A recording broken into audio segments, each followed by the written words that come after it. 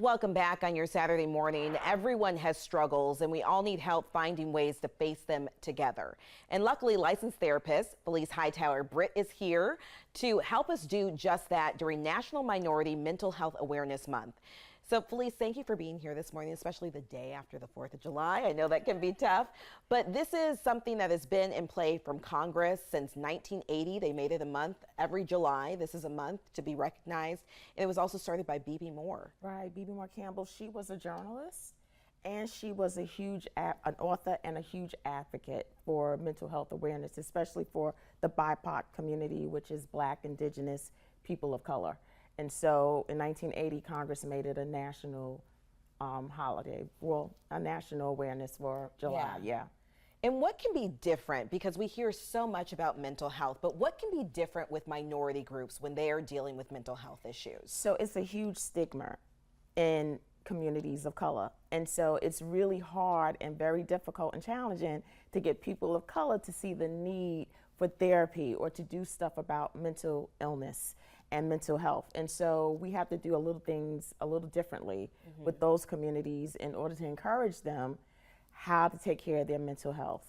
And I imagine sometimes, I mean, there are a lot of things that are similar issues that we all go through, but there may be some different issues that minority groups go through when it comes to mental health issues as well too. Right. What are ways that we can, so we've made it awareness, July is the awareness, but what are ways that we can take action? So one of the things that you can do differently is self-care, cultural self-care, right? What are those things that you can do within your culture that will bring about self-care? So some of those things are to go back and to identify with your culture and what are some of the things that they might do. It might be storytelling.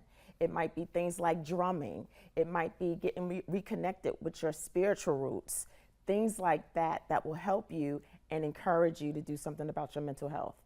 And what can we do? We might know somebody who is suffering in our lives.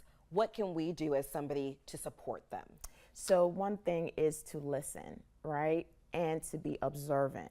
So observe your loved ones. If you know that something is off, say something. Don't be afraid to say something like, hey, I'm noticing something's not right with you. How can I support you? What are some ways that I can support you? And recommend therapy. It's okay. And look into like groups. There could be cultural groups, right? Yeah. That people will be able to identify with and say, okay, I might be open to that. All right. Felice Britt, great information this morning. Thank you so much for being here. We have all the information also on the screen for you as well. Felice's information, email, as well as her Instagram account. All right. Gonna send